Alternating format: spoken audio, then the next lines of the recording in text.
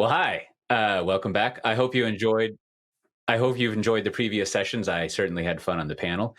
So, if you saw the previous panel, we have a returning person, Jana Werner, who's going to go over, I think, a pretty interesting way of looking how you switch more to a product way of thinking about doing your organization, and some lessons that she and her coworkers have learned of how to do that successfully. So, enjoy.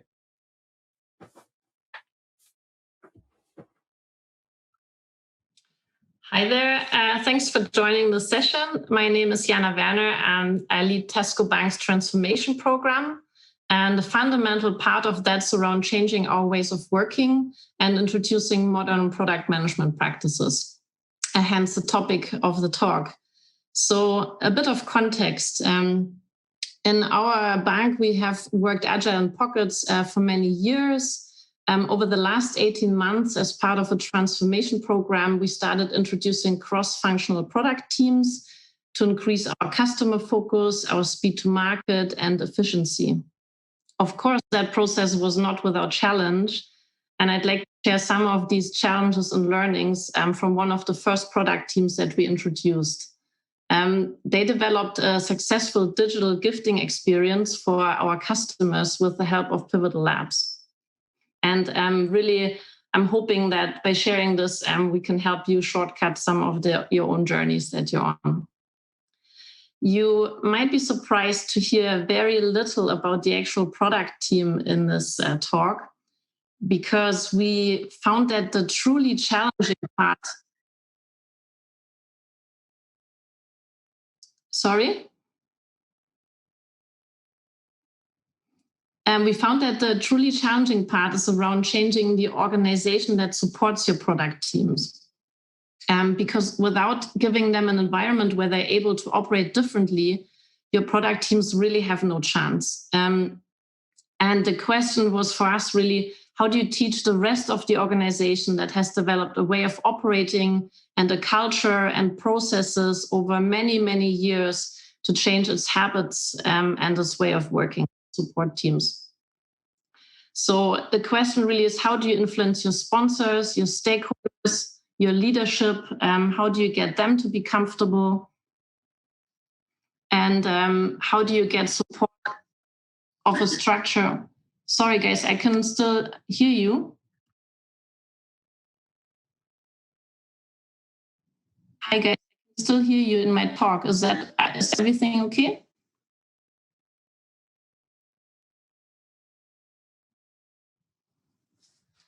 So the question is, how do you get the support structure around the product teams in place?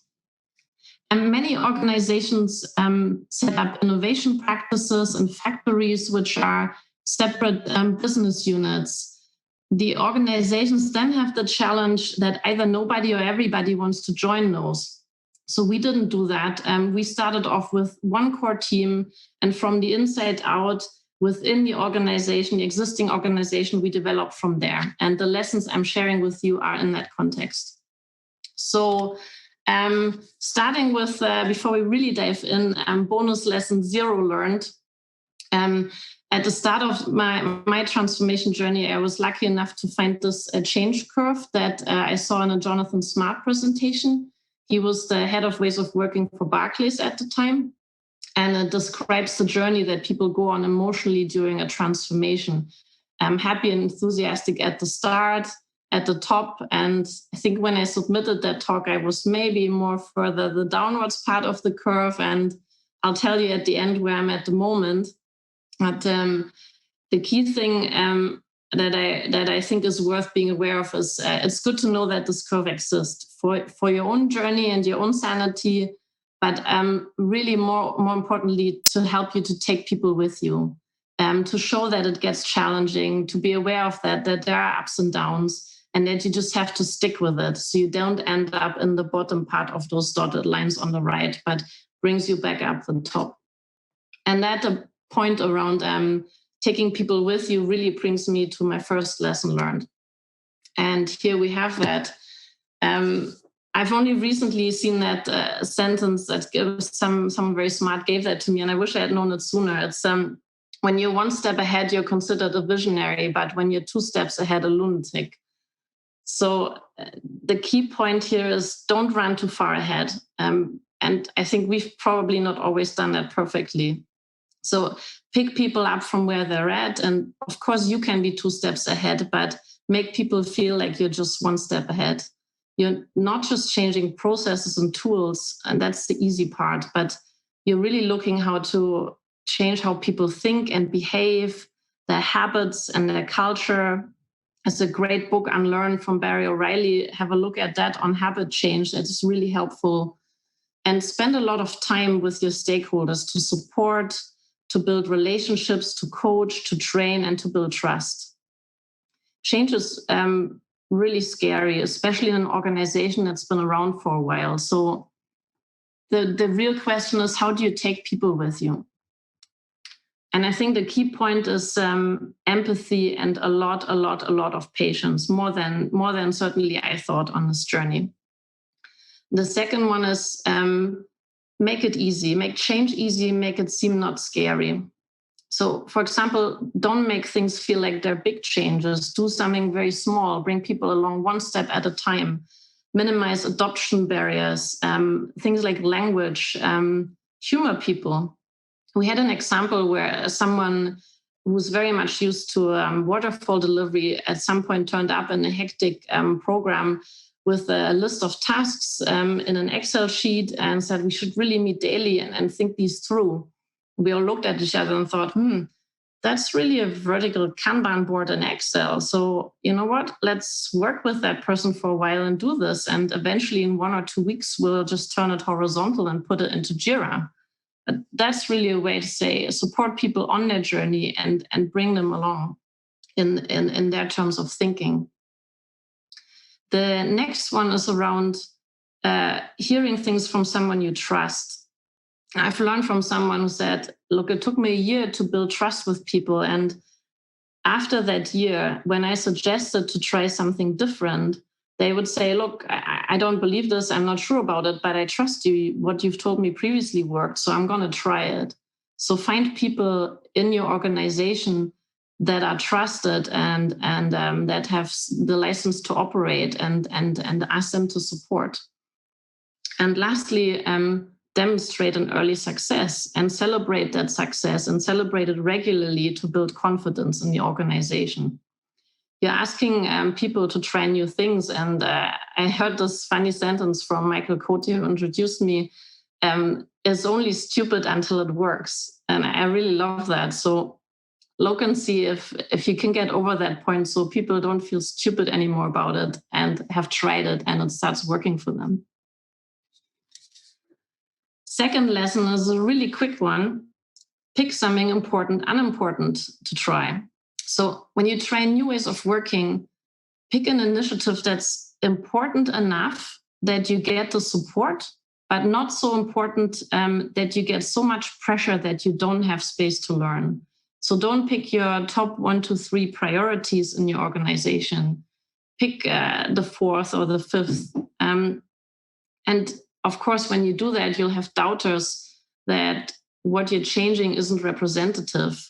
But it's about making a start and nurturing that start into something and getting people used to working differently, testing parts of the system. There's a lot for us around seeing, oh, here's all the bits we're bumping up against in the organization, the different teams, the different processes, the different stage gates, even learning your way through that so that you can then start smoothing those edges for the next product teams you're setting up or if you're scaling out is hugely valuable. And as part of that, I think a key learning we had is be seen to progress the standards. Don't just be the team that constantly gets to ignore and be special and different and gets to work in a different way, because then you might be successful with your delivery, but you're not taking the organization with you. Next lesson, key one for us was gain the trust of your leaders and demonstrate value. Because the value isn't always obvious at the start, especially to the doubters. You might have a really, really strong exec sponsor who understands a new way of working, has intricate experience and pushes for this, and then you're lucky.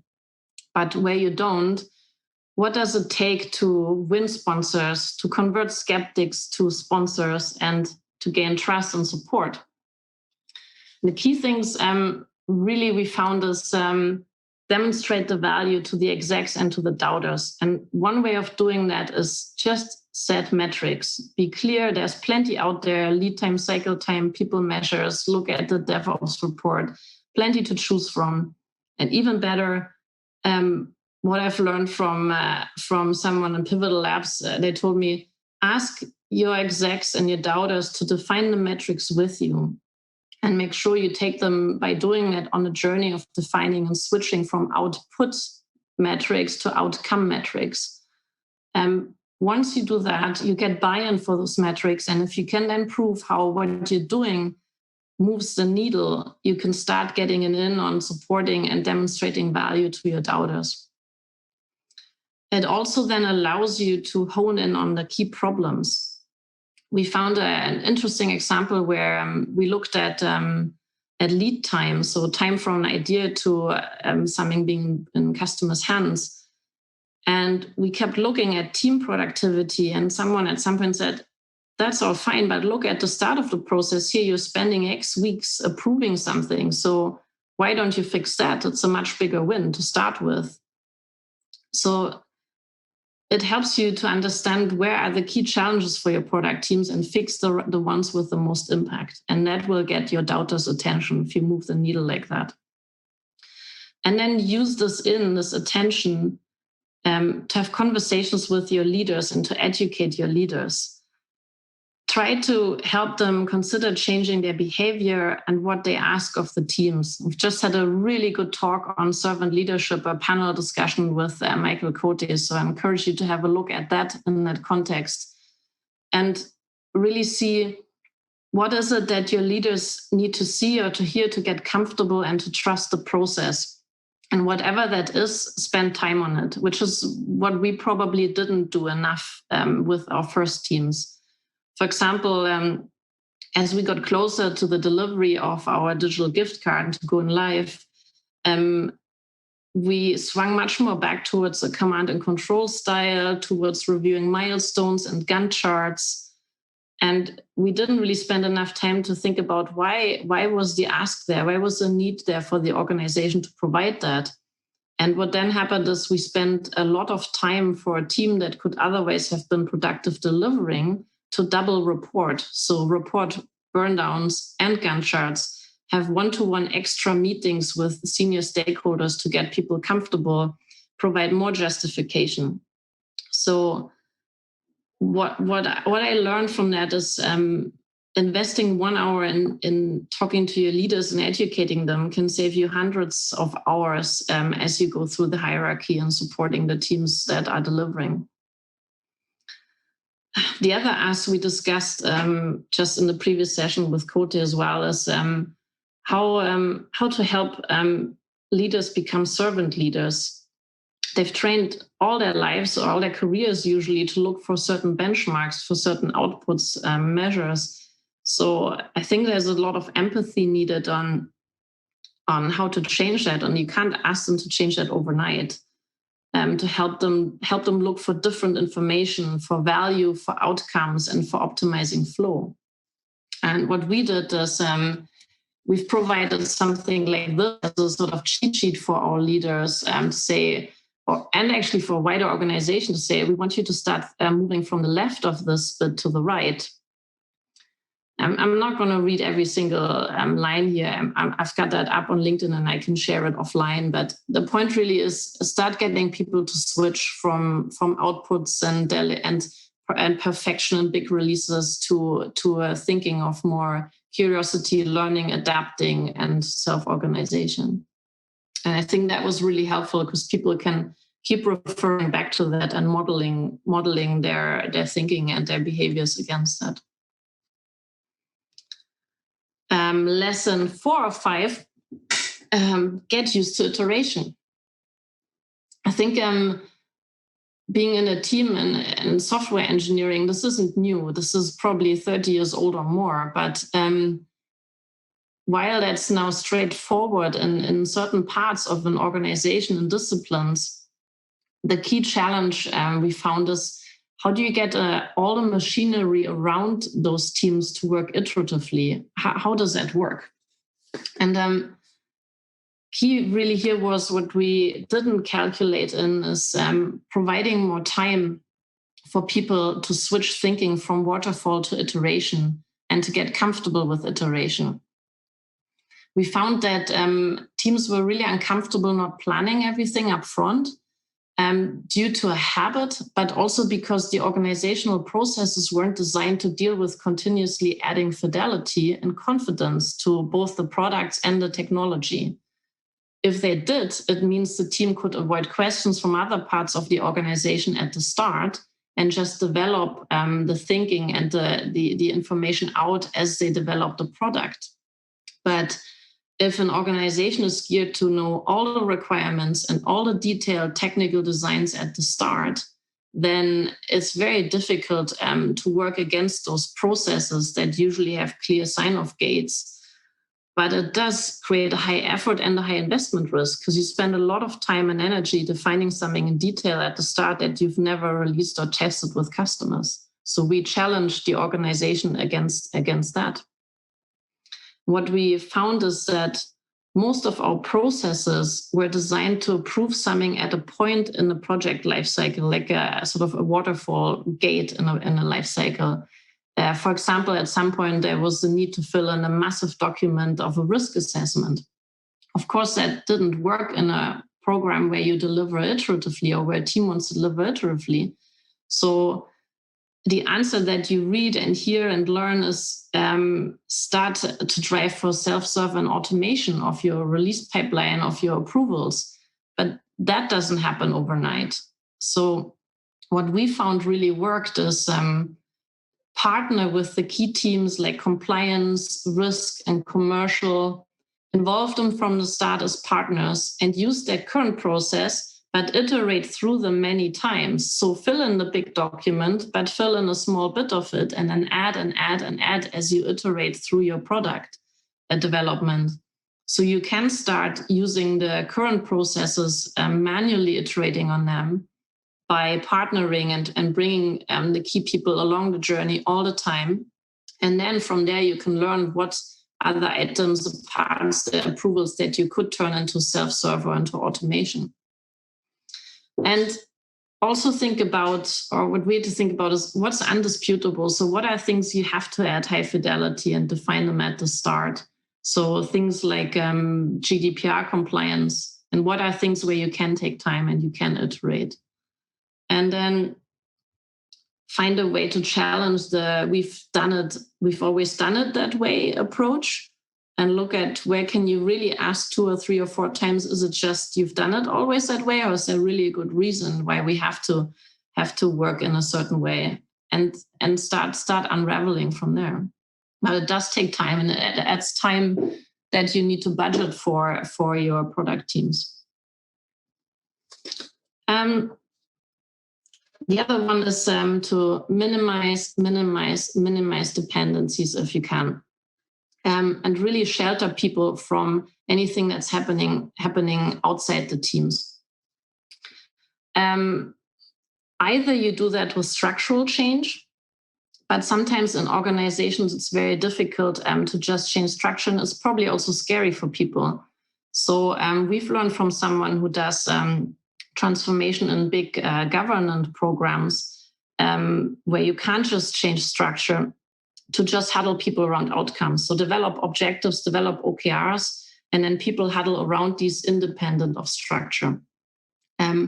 That's an option. Also set clear boundaries. Really be clear on what teams can decide for themselves and what they can't.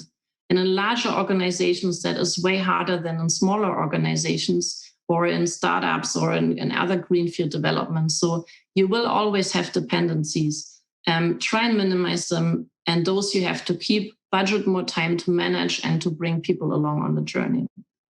I think that was one of the key things that cost us a lot more time than we expected. So that's in a nutshell all the lessons, all the key lessons. Of course, there's many more, but these are the ones we looked at in the organization around the core product teams.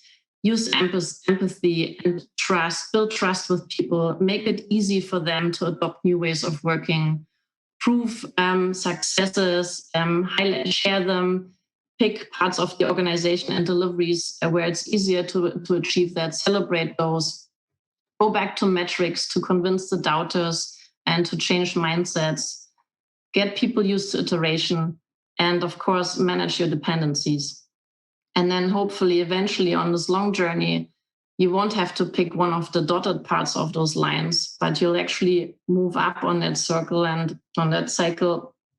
And then you start again and do that for your next team. And I think key around here is, keep your humor, stay resilient, and enjoy the journey.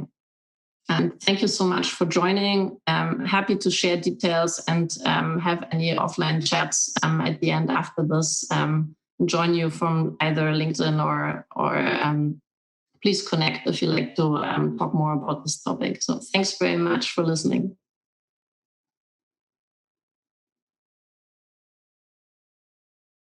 Great to see that talk in action. I've been looking forward to it. If you want to join Jana in a sort of hallway Q&A, ask her some questions and follow up if you're curious.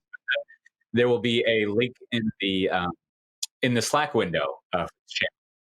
So enjoy. And we have another panel coming up afterwards.